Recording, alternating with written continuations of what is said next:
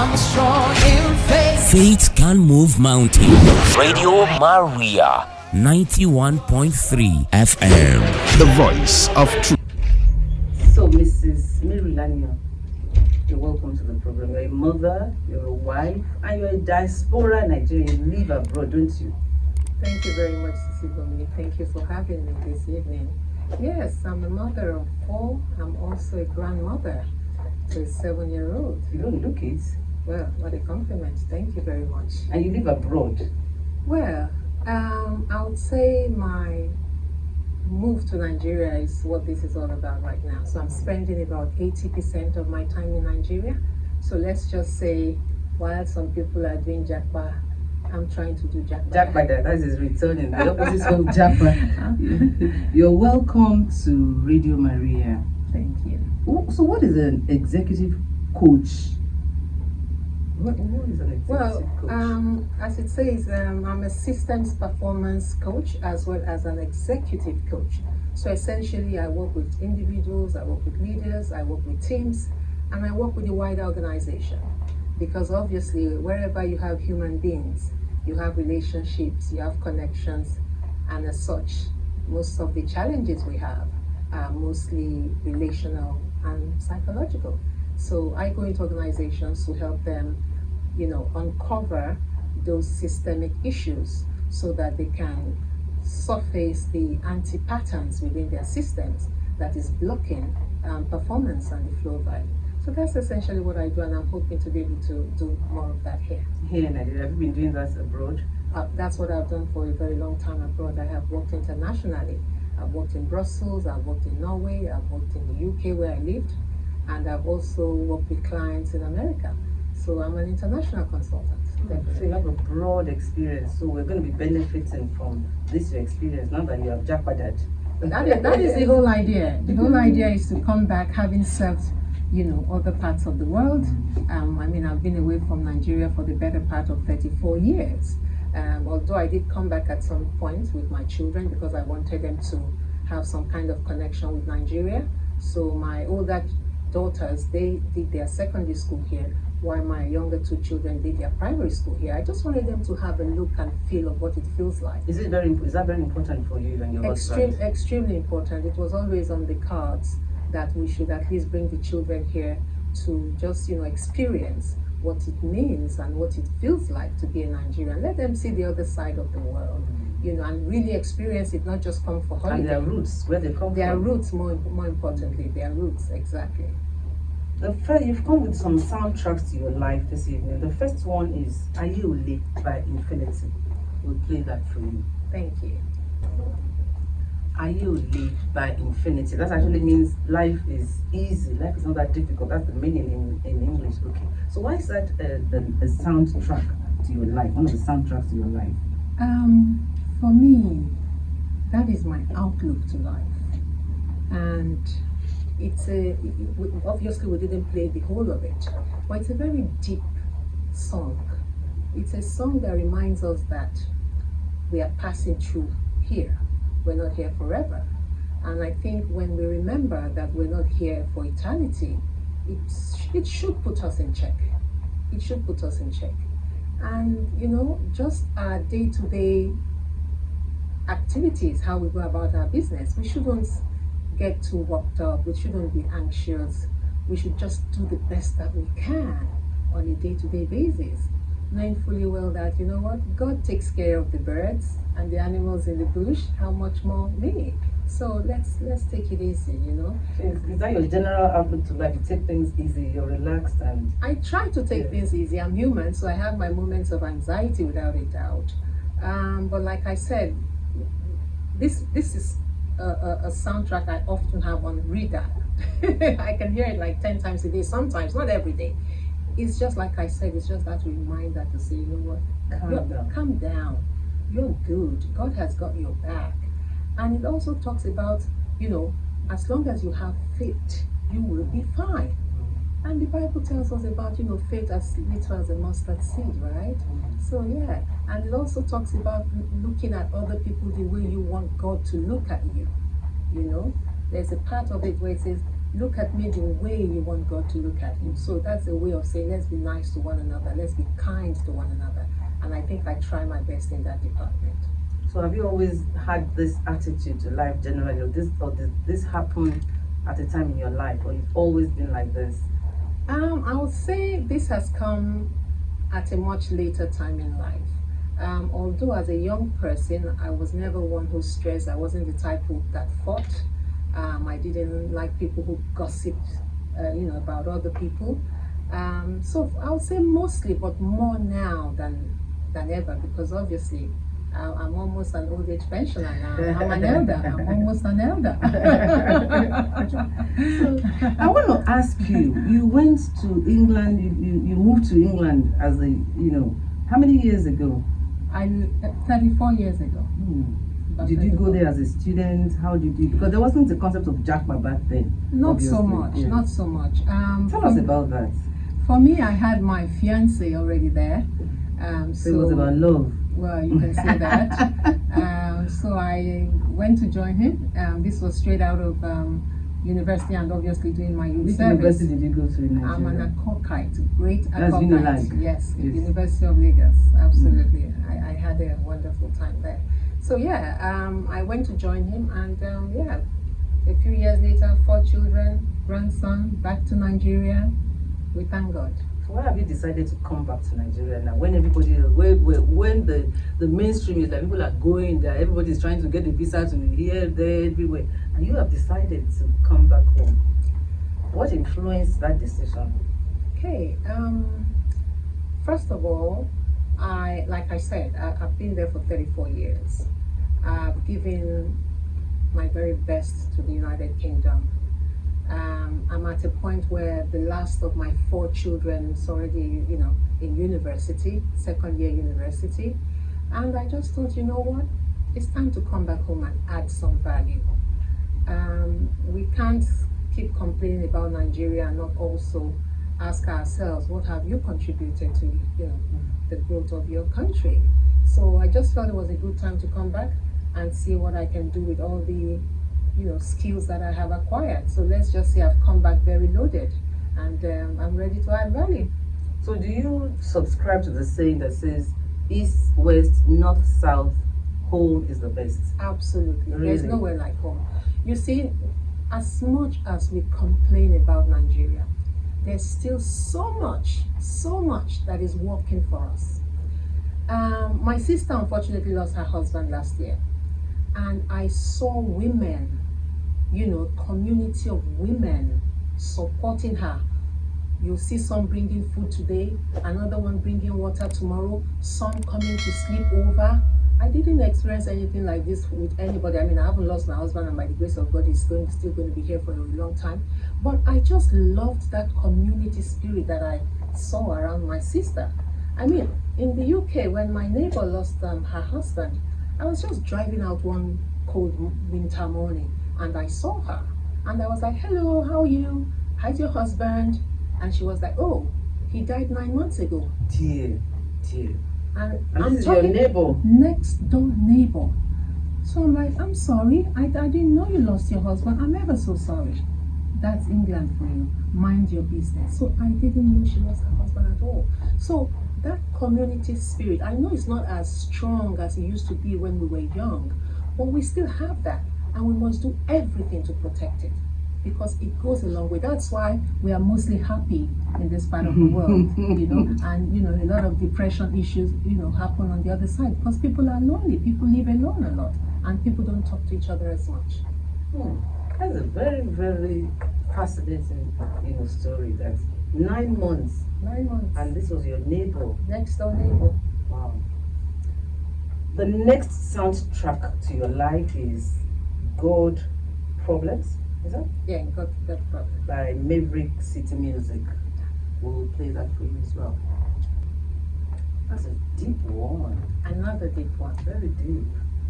Tell us about that. When I first came across this song, I think it was about 3 years ago or so, and I'm like, wow, this is deep. And again, I find a lot of comfort in music. I've always loved music. I love all genre of music. And when I'm feeling slightly low, I'm going to blast something. Trust me, And then dance.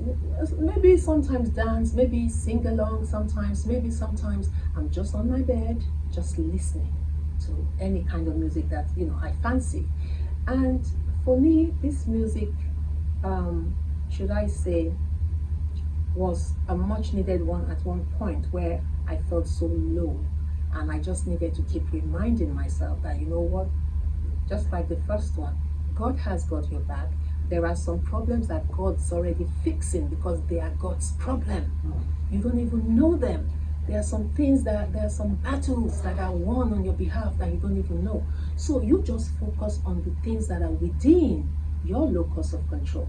So there are some things that are within our power to do, on a day-to-day basis. And I just keep reminding myself, that list of work you have to do, those lists of priorities you have to do, you just get on with that. Break them down as much as you can and do what you have to do on a day-to-day basis. And eventually, the dots will connect. The dots will connect. But don't try to solve God's problem. Don't try to solve, because sometimes I think we try to solve God's problem and then we lose focus on the ones that are actually in front of us for us to do. So it's like division of labor. Yes, that is what it is, division of labor. So I've got my one to do, God has his ones to do. Leave God, let God do God. Yes. So you were saying, so if somebody is down, how do you pick yourself up to now do the checklist, because you need to have the power to lift yourself up first. Absolutely. I mean, we're all human. Sometimes we're low to the point of perhaps even crying, shedding tears. And when that happens to you, just let it. It's okay to cry.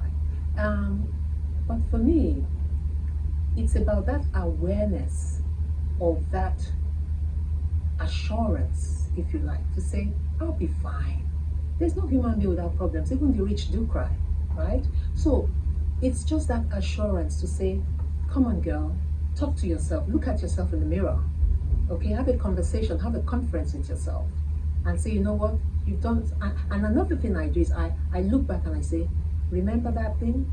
You came through, didn't you? Remember that one? You came through again, didn't you? So you've done it before, you can do it again. So these are ways I pump myself up. So in essence, you have to encourage yourself. I had a guest here who said to me, her own thing was, you fix your own puzzles.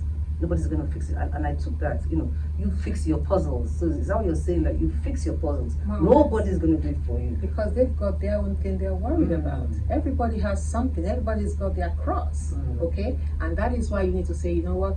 Nobody's coming for you. I've got to pick myself up. And the thing is, to be honest, God has deposited in us the ability to do so much. And that is why we need to be careful not to be weighed down by any challenges we are going through. It will pass. It will pass, because we are highly resourceful as human beings. We are very, very intelligent, very creative, and very resourceful. These attributes I just mentioned, they are not binary propositions. We are all on a spectrum. Everybody's creative, everybody's intelligent, everybody's resourceful. So don't let anything weigh you down. So if someone is listening to us at this moment and they're feeling down, perhaps a bit of depression, so your advice is? My advice is, you've been here before and you pulled through. You will pull through again. But also, let's not, totally discount the need to ask for help also. There are times when you can ask for help. But when we look deep enough, trust me, we tend to have the solutions to our own problems. And you can also seek the help of a coach. That's where you come in. That's where I come in. You can also say, because you see, a coach will help you see what you don't see. You know how you go to the supermarket and you're looking for something on the aisle and you can't find it, and then you call for assistance and then they just pick it up in front of you. It was always there. You didn't see it because you were too close to it. So sometimes we're too close to our problems that we don't see it. It takes an external person to disrupt your thinking, to help you think about the way you think, in order for you to start seeing things from a different perspective. So yes, ask for help, ask for professional help, and also have that self-conversation. So your coaching is not just with corporate bodies. No. You do personal, individual coaching too. Absolutely. I work with individuals, I work with people in the private sector as well. I work with individuals, teams, and the board members. It's from the top of the organization to the very shop floor, as well as private clients. So if you could say in a sentence or a word, what do you see as a common thread of people's problems that you deal with? Oh, as varied as there are What's the people. most common that you see across? Procrastination. Leaving what you Yeah. can do today till tomorrow. Procrastination. That's I'm a guilty very of common that one. as well, yes. Procrastination, and then sometimes people within the corporate world, you find that people are finding it difficult sometimes to manage people because they are so used to their technical skills. And in our environment, we are yet to understand coaching. We do a lot of training, but we are yet to understand the value of coaching. And hopefully, these are some of the areas I'm trying to advocate for. So coaching and motivational speakers, is it the same thing or there's a Far difference? from Because it. we have a lot of that. We have a lot of motivational speakers. Yes. So what is the difference, the main difference? There's a I'd huge like to know that. difference. Yes. Motivational speakers will obviously encourage you. They will say a lot of, they use a lot of sound bites to pump you up and to encourage you to just say, what, you can do this, just like I've said before. But a coach and motivational speaker, maybe you go to a conference and there's a motivational speaker, there is a one-off thing, but a coach partners with you.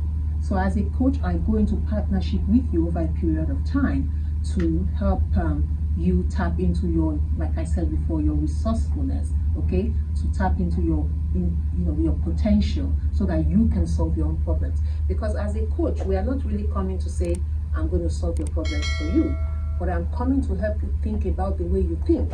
I'm coming to help you disrupt your thinking so that you can become aware of your beliefs, your assumptions, the scripts. Your potentials. Exactly, the scripts you play every day, because sometimes we hold ourselves back. So when you become aware of these things, then you begin to take the forward action to tap into your potential and be the best that you can, or to achieve your goals. So how did you become a coach? What do we call it a coach, or what do you call it? No, a coach. So a coach, yes. So how did you venture into that? Is that what did you study at university? Okay, I studied quite a few things. My first degree was botany at the University of Lagos. Then I went to the UK. I studied information technology and business information systems. And then I went on to have an MBA in management consulting. But I have taken a lot of professional courses. Back in 2015, I started what we call Agile practitioner. So I'm also an Agile practitioner. Agile is about bringing in Agile principles and values and principles. What are Agile principles? Agile principles talks about flexibility, it talks about adaptability, it's about psychological safety, it's about creating an environment in which people can bring their best selves to work so that they can then be as productive as they can possibly be. So it's all about, trying to be the best that we can, because things are always changing. We say we live in a VUCA world now. VUCA meaning volatile, uncertain, complex, and ambiguous. So because things are always changing, we can't use the same, skills and competencies and methods that we've always used for what we do today. We need to keep inspecting and adapting. That's interesting. We've just come out of a season of Valentine's and love, and in fact, my last two conversations, the last 2 weeks were about Valentine. So I'm going to talk about your family life vis-a-vis you being a coach. Right. So I just want to know whether, let me just remind our callers, if you want to join this conversation, you can call in on 081 084 47518. You can send a message, SMS message, or a WhatsApp message. My guest this evening is Mrs. Mary Laniel. She's a coach, can I call you a life coach? Yes, you can. She's a life coach, all the way from England for our pleasure. Yes.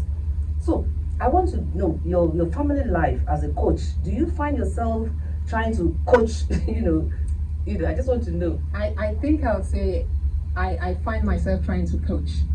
Even at home? At home, yes. And there's been a situation where my niece was like, I don't want you to coach me right now, just leave me alone. So, but this was much earlier in my trajectory. but with more training, and that is also coming from a place of passion. You just want people to be the best that they can possibly be. So you try to leverage coaching opportunities. In terms of love life, were you saying? Yes. So you want to know what that looks like? I want to know what it looks like for a coach. For a coach, you know. I haven't Have you always been been married? a How coach. long have you been married now? Well, we've been together forever. We've been together from when I was 15 going on 16. So you actually got married how Much many years? later, 1996. So that's about 28 years now. 28 years, Lifetime. yes. So, my love life, I married my friend. I think that is important, so that when you guys have challenges, it becomes easier to bounce back. And we've been together now for that long.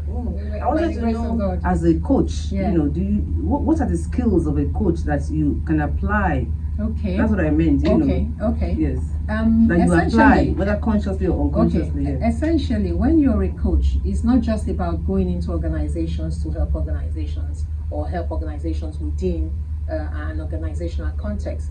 You can bring coaching conversations to any conversation. For example, listening intently.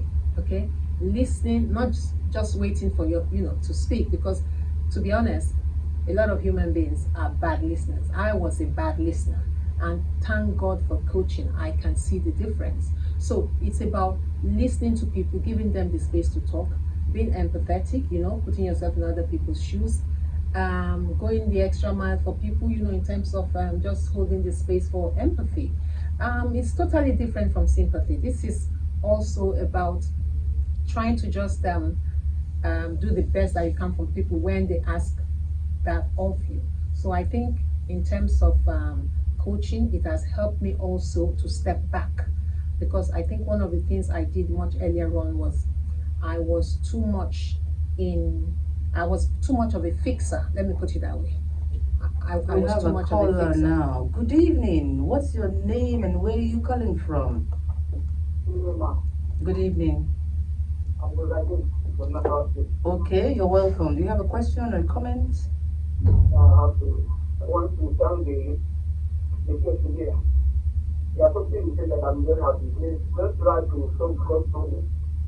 So most of the problems I have is that we want to solve them, where is God to solve them, and that's why we continue to know the problem. So I want to thank her for opening my eyes on the people to allow the presence of God to solve it. And so that we can leave it comfort the heart of the family, someone's heart inside. Actually, this has been helping me a lot. Even I want to keep my name sometimes I hear from you. In fact, you come down to make people forget about you. So thank you for the Oh, program. that's good. That's good. Will you keep listening to Radio Maria 91.3 FM? We have everything you need in this radio station. Yes. So you see, somebody, that's the testimony that, Fantastic. Oh, Fantastic. that's good. That's good. So if let's say, what is the path to becoming a coach? There are different bodies out there. There's the We have another caller. okay. Good evening. What's your name and where are you calling from? Good evening. Good evening. You're welcome to the show. Yes,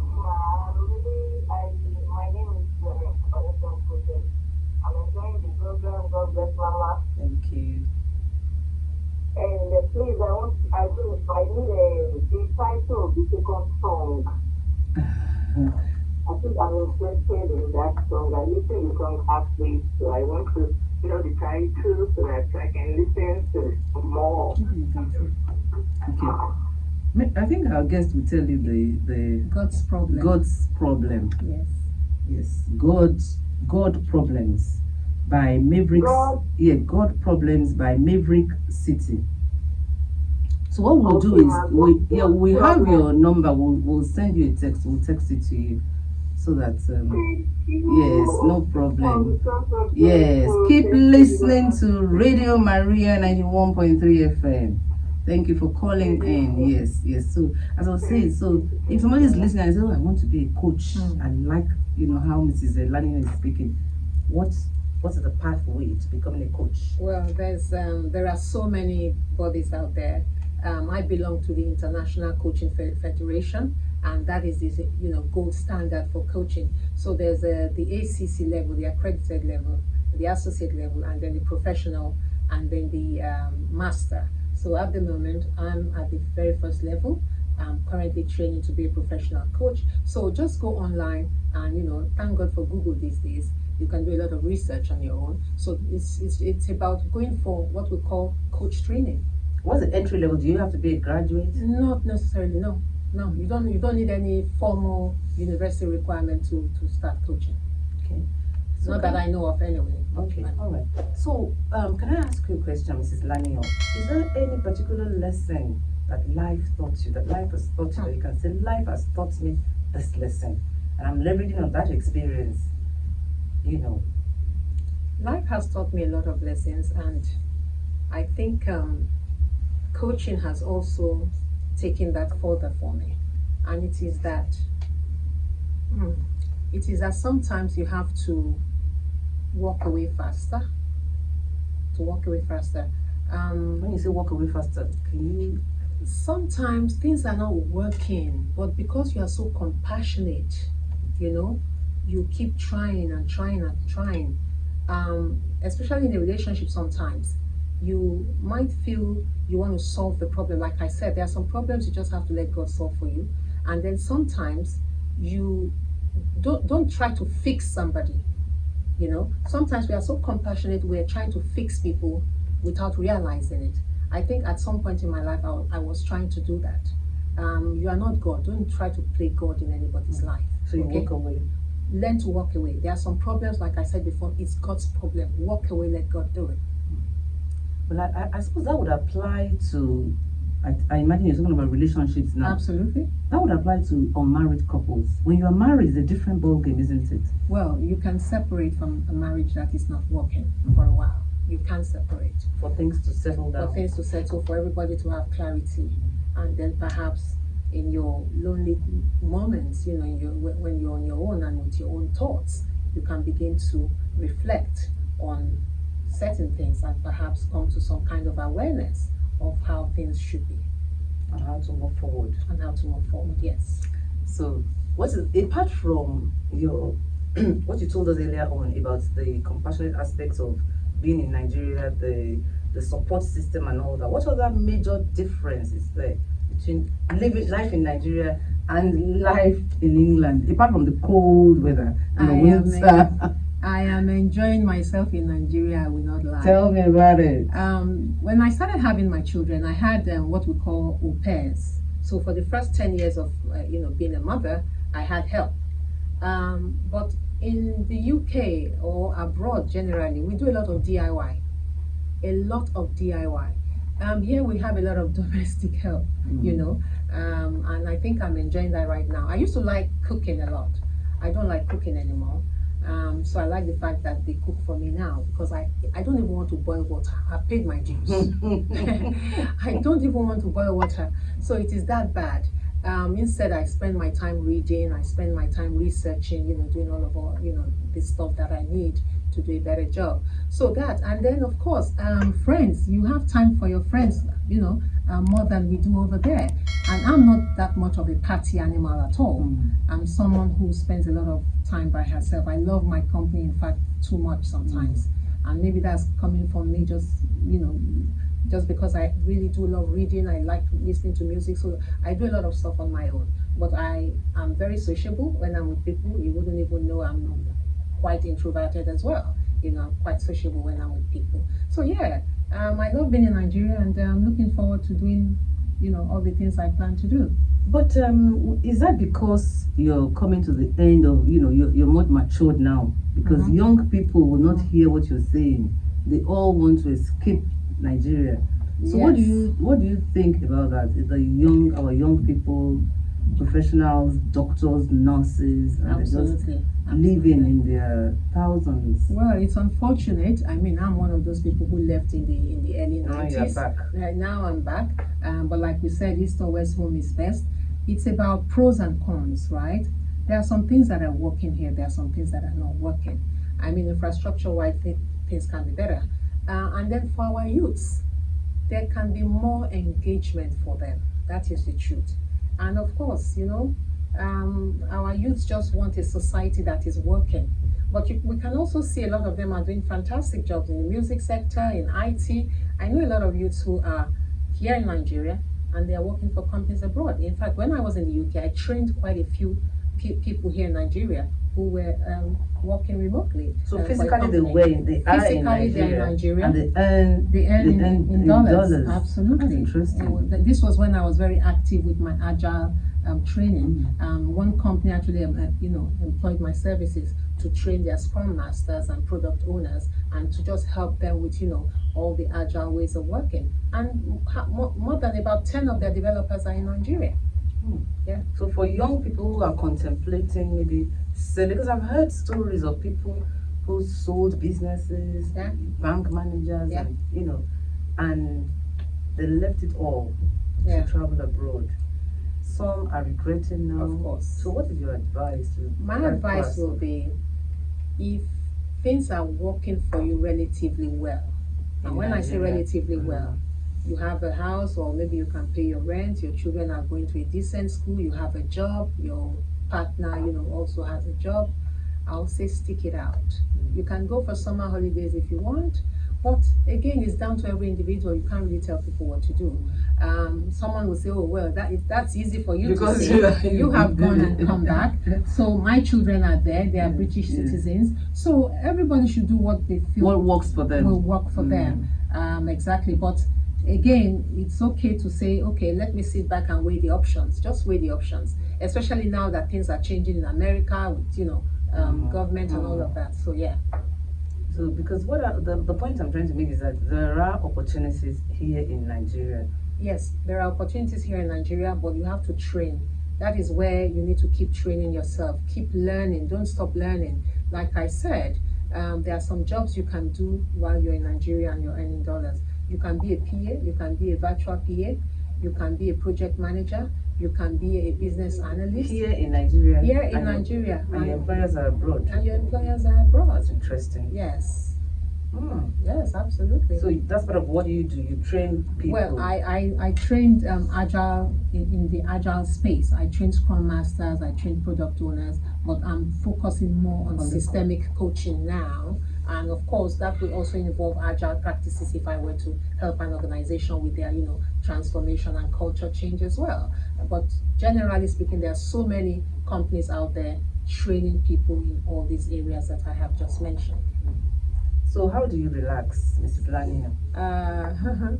I listen to music, like I said before. I like to go for massage, and I will perhaps go out with a friend. I'm already planning something with a friend this coming weekend.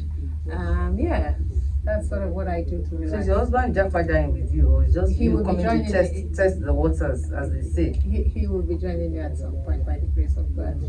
Wow. So that's all you do in Nigeria? You have your massage. What about parties? All those? I'm not a party person like that at all. Very rarely. And the more parties you go to, the more you are invited to parties.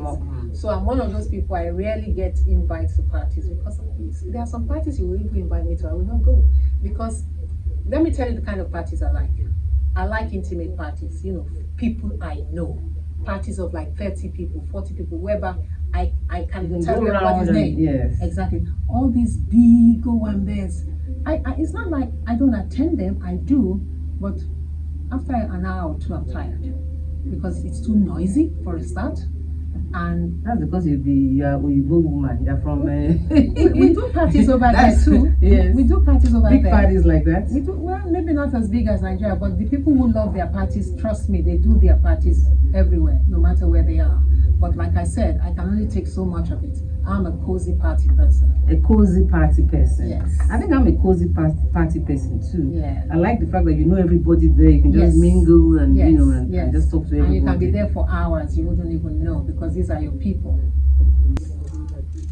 Your love is my love. That's Whitney Houston. Yes. You're listening to Journey Through Life with me, your host Sisi Bunmi, and my guest this evening is Mrs. Mary Lanion. You can join this conversation on 081-084-47518. You can send an SMS message or WhatsApp message. new route above. Yes, yes. I have been Unconditional that love. unconditional love.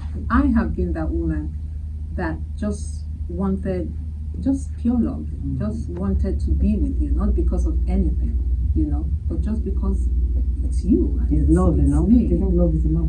But apparently it's not. I came to realize that wasn't enough. Really? Yes, I came to realize that we need more than love. But love is important. But is love enough to make a relationship work? I would tell you no, based on my personal experience. Okay? We need to be very pragmatic also about our relationships. Our parents, they didn't necessarily fall in love. Some of them, it was arranged marriages, right? But somehow they had successful marriages. And then here we are, sometimes we are talking about Valentine, love and everything. And before you know it, 2 months down the line, these young people are already divorced. So I don't think love is enough. Respect is very important. To be practical, to take personal and radical responsibility in a relationship is extremely important. That's interesting. Actually, you mentioned arranged marriage, our parents, you know. Because apparently arranged marriages still work. And societies where marriages are arranged, they still have the lowest numbers of divorce. Because your parents or whoever is organizing the arrangement, they know you. They know you. You know. Yeah. So, and they're able to match you appropriately. What do you think about that? Well, I guess they have their own degree of failure also. I don't think every arranged marriage has been a success. Yes, but the numbers show that they are much more successful. Again, I don't know how to answer that question, but obviously whether it's arranged or not, it has the chance to work or not to work. But I see where you're coming from, given that we're saying it's love enough, and I'm saying love is not enough. So regardless of how you come together, it may work, it may not work, but what I'm saying is love is not enough.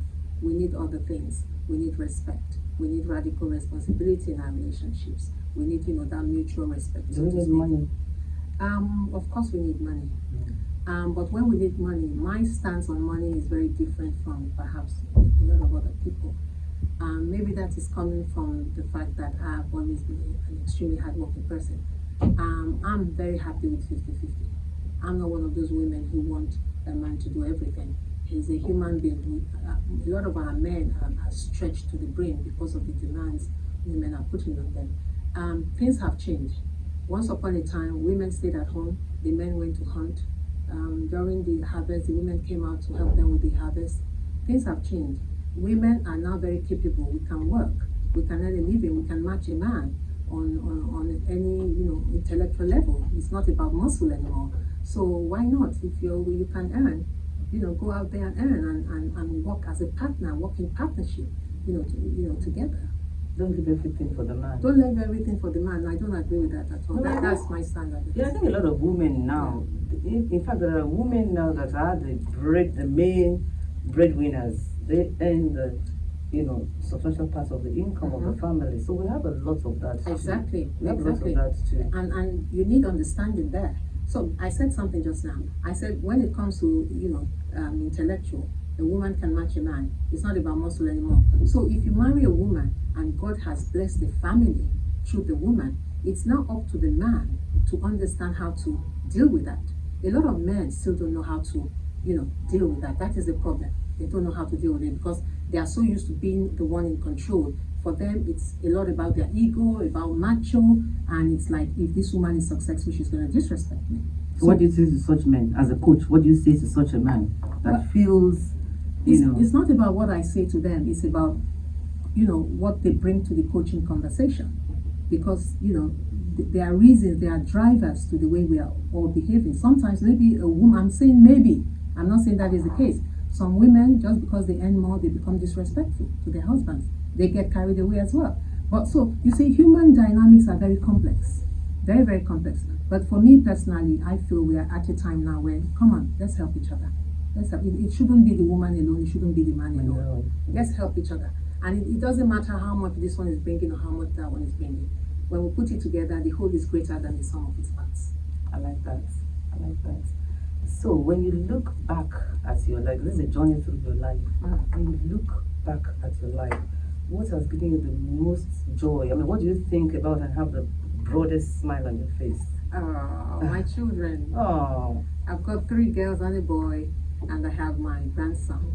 And my husband also gives me a lot of joy. We've had our challenges, you of know. course. We've had our challenges, but we are more matured now. Things are better, and I'm missing him so much right now. Oh, Yeah. Well, I mean, this is you have video calls, you have all that, so it's not as bad as in those Absolutely, days. absolutely. So, who is your role model? Who is your mentor as a coach? Who do you look up to? Who is your resource person? I have too many.